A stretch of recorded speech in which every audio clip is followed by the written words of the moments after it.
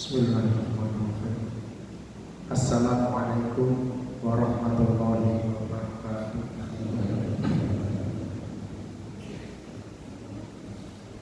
Alhamdulillah, alhamdulillahilladzi anzala as-sakinata fi qulubil mu'minin liyazdadu imanan ma'a imanihim walillahi junudus samawati wal ardh wa kana Allahu 'aliman hakima. Asyhadu an la ilaha illallah wahdahu la syarika lah wa asyhadu anna Muhammadan abduhu wa rasuluhu la nabiyya wa la rasula ba'd. Allahumma shalli wa sallim ala nabiyyina Muhammadin wa ala alihi wa ashabihi wa man tabi'ahum bi ihsan ila yaumil amma ba'd. Ayuhal hafidun usikum wa nafsi bittaqwallah wa ta'atihi la'allakum turhamun. Qala Allah ta'ala fi kitabihil karim, a'udzu billahi minasyaitonir rajim. Ya ayyuhalladzina amanu taqullaha haqqa tuqatih wa la tamutunna illa wa antum muslimun. Shadaqallahu adzim. Hadratul karamin wal mukaramin, para bapak, para ibu, para sederek jamaah suku yang dirahmati oleh Allah Subhanahu wa taala. Marilah kita pada intinya, tidak kurang-kurangnya, memanjatkan rasa syukur kita kepada Allah Subhanahu wa taala atas limpahan nikmat dan karunia-Nya, sehingga Allah masih membangunkan kita di pagi ini untuk melaksanakan aktivitas ibadah di bulan Ramadan di hari yang keempat.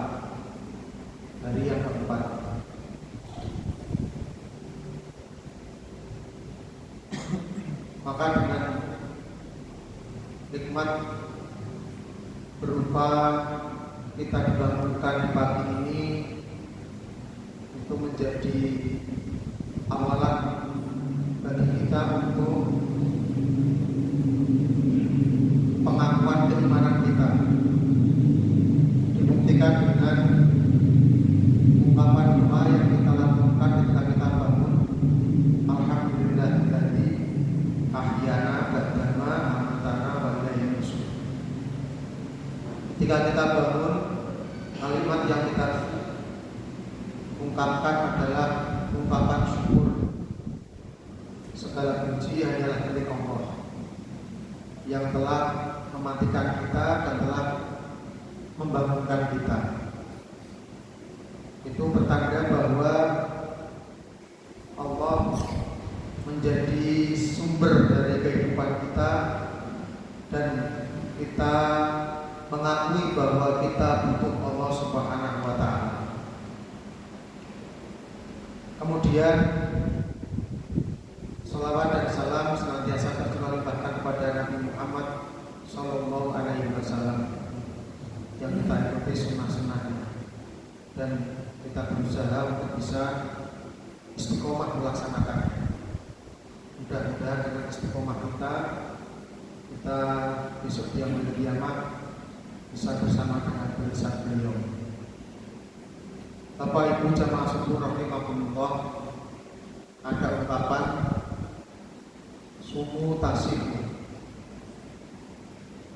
Ungkapan ini ada yang mengatakan bahwa ini adalah sabda Rasulullah, atau ada yang mengungkapkan bahwa ini adalah sebuah kalimat hujah. Masih perlu ditelisik lagi sumbernya, tetapi secara makna tidak menyalahi, yang artinya adalah berpuasalah niscaya kamu sehat. Sumu tasik, berpuasalah niscaya kamu sehat. Jamaah syukur rahmatullah, di masa sekarang ini orang-orang itu ingin mendapatkan kehidupan yang terbaik, ingin hidupnya sehat, pengen hidupnya bisa berjalan dengan normal. Sampai-sampai sekarang bermunculan obat-obatan yang beraneka ragam, dari mulai herbal sampai obat kimia yang diinginkan oleh setiap orang supaya mendapatkan kesehatan. Padahal dari sisi agama ada satu amalan yang itu bisa menjaga kesehatan kita, dan ini sudah dibuktikan ribuan tahun, yakni dengan cara berpuasa. Maka dewasa ini ada istilah diet intermittent, diet dengan cara berpuasa. Kalau kita pernah mendengar ada orang diet dari makan nasi, ada orang yang hanya makan tepung, tapi sekarang ada istilah lagi, diet intermittent. Apa itu? Yakni kebiasaan berpuasa dari makanan, tidak makan minum ya, tidak makan utama, kalau minum masih, mulai dari malam hari sampai jam 11 pagi. Jadi memang tidak memberikan asupan makanan di dalam tubuh. Tujuannya biar makanan yang sudah masuk dalam tubuh itu dicerna secara maksimal. Nah, ini korelasinya dengan puasa apa jamaah subuh? Ternyata Allah menurunkan perintah puasa itu ya memang ada hikmah yang besar di balik itu, terutama dari sisi kesehatan kita. Jangan sampai disinyalir ya, kita disinyalir oleh Rasulullah, kami sholimin laisa lahu juwaratos. Banyak puasa, banyak orang yang berpuasa tapi hanya dapat lapar dan dahaga. Karena apa? Mereka niatnya hanya mengubah pola makan saja. Mereka hanya mengubah jam makan.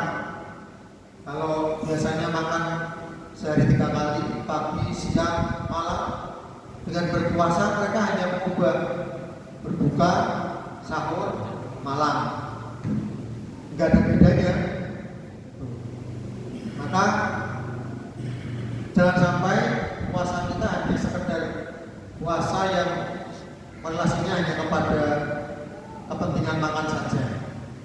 Padahal di balik itu ada hikmah yang lebih besar, yakni Allah akan memberikan kesehatan yang maksimal kepada orang-orang yang mau berpuasa. Bahkan dalam riwayat diceritakan Rasulullah itu tidak pernah sakit. Rasulullah tidak pernah sakit selama hidupnya. Beliau sakit itu ya ketika perang terkena senjata. Dalam riwayat ketika perang Uhud beliau kena panah, ya, itu beliau mengalami sakit. Dan sebelum meninggal dunia, setelah haji wada, beliau dilanda sakit beberapa hari sampai sholat subuhnya beliau dipapah oleh para sahabat. Itu menandakan bahwa secara manusiawi ada langkah-langkah yang ditempuh oleh Rasulullah untuk mendapatkan kesehatan secara manusiawi, karena beliau manusia bukan malaikat, beliau bukan super power, beliau manusia. Jadi ada langkah manusiawi yang beliau lakukan. Apa itu jamaah subuh rahimahullah? Ada ungkapan beliau itu makan sebelum lapar dan disudahi sebelum kenyang. Artinya apa? Beliau tidak memperbanyak makan, tidak seperti kita. Jadi beliau itu sedikit makan. Kalau kita kan sedikit-sedikit makan. Bedanya di sini. Itu yang menjadikan pola hidup beliau yang menghasilkan kesehatan luar biasa. Di samping itu beliau juga sering berpuasa. Dalam riwayat diceritakan ini di luar bulan Ramadan. Ketika beliau bertanya dengan istrinya, "Wahai istriku, pagi ini kita makan apa?" Maka dijawab, "Ya Rasulullah, pagi ini tidak ada yang bisa dimasak untuk dimakan. Maka beliau seketika menjawab, kalau begitu aku mau berpuasa. Ini di luar bulan Ramadan. Dan ketika bulan Sya'ban, dalam riwayat diceritakan Rasulullah itu banyak berpuasa hampir-hampir kayak bulan Ramadan. Itu di bulan Sya'ban. Jadi memang sering berpuasa. Ini menandakan bahwa puasa itu ada korelasi dengan kesehatan.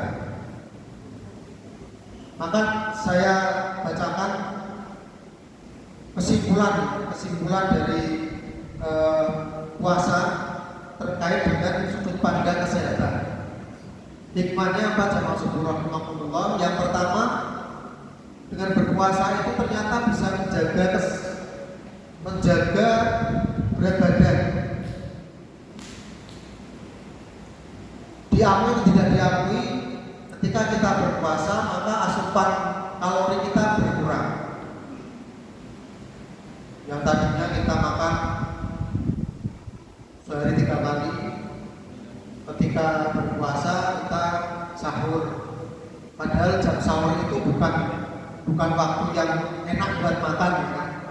Diakui atau tidak jamaah subur rahimakumullah bahwa jam sahur itu bukan waktu yang enak buat makan, ya. Tetapi karena ada perintah dari Rasulullah, tasaharu fa inna fis sahuri barokah. Bersahurlah kalian, karena dengan sahur itu ada keberkahan. Mungkin kalau tidak ada dalil itu, ya kita enggan untuk makan sahur, ya. Apalagi kalau malamnya sudah makan cukup banyak, paginya mau sahur, kita sangat berat sekali.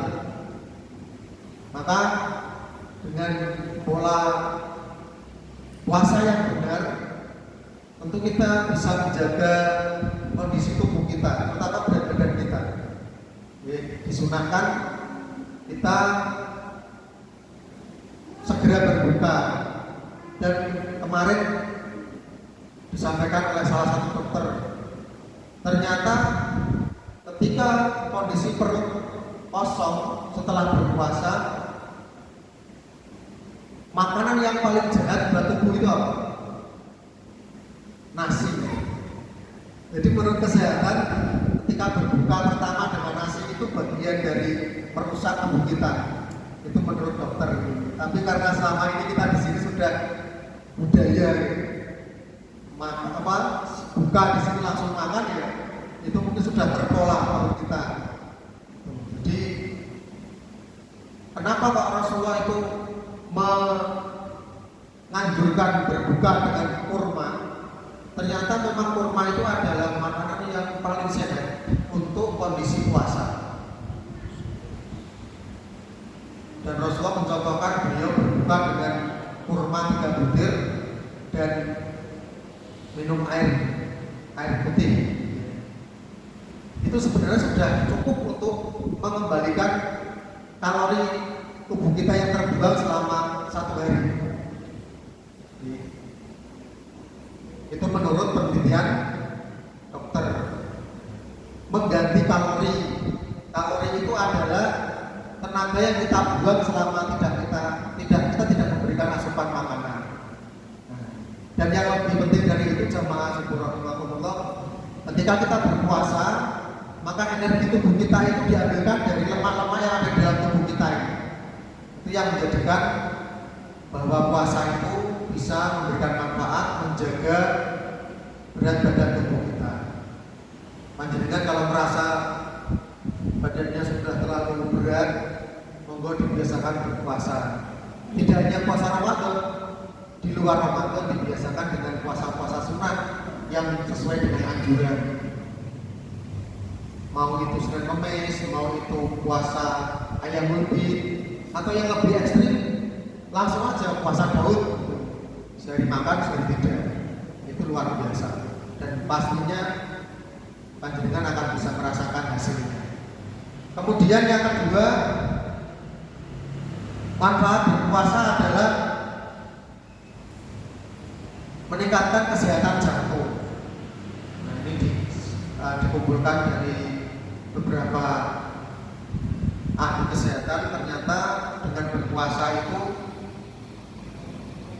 mengurangi kolesterol jahat yang ada dalam tubuh kita, dan itu yang menjadi penyebab penyakit jantung yang diidap oleh sebagian besar manusia. Dan sampai saat ini sumber kematian sebagian besar manusia masih dipegang oleh penyakit jantung. Ya kalau komentar orang ya, orang mati itu bukan karena penyakit jantung. Orang mati itu karena nyawanya sudah lepas dari badan, mati makanya. Tidak harus penyakit jantung. Tetapi menurut kesehatan, penyakit terbesar yang menjadikan kematian itu masih dipegang oleh penyakit jantung. Dan itu bisa dikurangi dengan kita berpuasa. Ini dari sisi kesehatan. Nanti korelasi antara sisi ruhiyah dengan sisi jasmania pastinya ada. Dan itu yang perlu dikaji terus gitu ya. Supaya puasa kita itu benar-benar puasa yang berkualitas. Bukan hanya sekedar kita menggugurkan kewajiban, bukan hanya sekedar kita mendapatkan lapar dan dahaga saja, tetapi lebih dari itu. Dan tentunya kita berharap dengan berpuasa ya, secara medis kita bisa mendapatkan umur panjang. Ya walaupun umur itu adalah ketentuan dari Allah Subhanahu wa taala, tidak bisa dimajukan dan tidak bisa diundurkan. Kalau sudah sampai kontraknya ya sudah selesai. Tetapi secara manusiawi ada beberapa langkah yang bisa ditempuh supaya kita bisa mendapatkan umur panjang. Termasuk tadi menjaga kesehatan jantung kita. Kalau jantungnya sehat, maka sirkulasi darahnya juga lancar, tidak tersendat-sendat. Itu yang menjadikan tubuh kita bisa bekerja dengan proporsional. Dan yang terakhir, ini masih banyak sebenarnya kesimpulan yang bisa disampaikan, bahwa dengan berpuasa itu meningkatkan autopagi. Apa itu jamaah subuh autopagi? Autopagi itu adalah kemampuan tubuh untuk detoksifikasi, mengeluarkan racun. Kalau panjenengan yang sering berpuasa, tidak hanya Ramadan ya, di luar Ramadan, pasti panjenengan bisa membedakan yang punya penyakit karena faktor usia, misalkan asam urat, terus kemudian diabetes, itu bisa diterapi dengan berpuasa. Karena berpuasa itu menjadikan tubuh punya kemampuan maksimal dalam autopagi, mengeluarkan racun-racun dari tubuh kita, yang racun itu bisa menghambat fungsi dari organ tubuh kita. Tadi yang dikatakan jantung, kemudian otak, ya. Orang bisa kena stroke itu gara-gara kebanyakan mikir, kurang pikir. Maka dengan berpuasa menjadikan tubuh kita itu sumelek, pola pikirnya tidak berangsang, tidak tergesa-gesa. Kita bisa berpikir dengan jernih. Karena apa? Karena kondisi perut kita stabil. Dan jamaah subuh rahimakumullah, disadari atau tidak disadari, sumber segala penyakit itu dari perut. Dari perut. Kalau kita makan berlebihan, itu jadi penyakit. Kalau kita kurang makan, juga jadi penyakit. Makanya dengan berpuasa itu harapannya bisa mengontrol pola makan, tidak mengurangi tapi mengontrol. Yang tadinya 3 kali jadi 2 kali, tetapi dengan pola makan yang tepat. Tidak ketika berbuka langsung seperti orang kelaparan, apa-apa saja disediakan di meja untuk disantap. Itu secara medis tidak dianjurkan, dan itu juga tidak sesuai dengan sunnah Rasulullah. Maka jamaah subuh rahimakumullah, Kalau kita pengen hidupnya maksimal, hidupnya berkualitas, salah satunya adalah dengan melaksanakan sunnah dari Rasulullah. Nah, mungkin itu jamaah subuh rahimakumullah beberapa hal yang dapat kami sampaikan. Kami tidak bermaksud menggurui, kami hanya menyampaikan kesimpulan dari materi yang pagi ini. Nanti bisa panjenengan baca lebih lengkap di gadget yang panjenengan miliki. Ini bukan harga mati, tetap apa yang disampaikan perlu dikonsultasikan lebih dalam dengan ahlinya. Ini paling tidak ini menjadi informasi buat kita bersama terkait dengan manfaat dari puasa kita secara kesehatan. Demikian kami akhiri. Subhanallah wa bihamdika asyhadu an la ilaha illa anta astaghfiruka wa atubu ilaik. Nasrun minallah wa fathun qarib wa basyiril mu'minin. Assalamualaikum warahmatullahi wabarakatuh.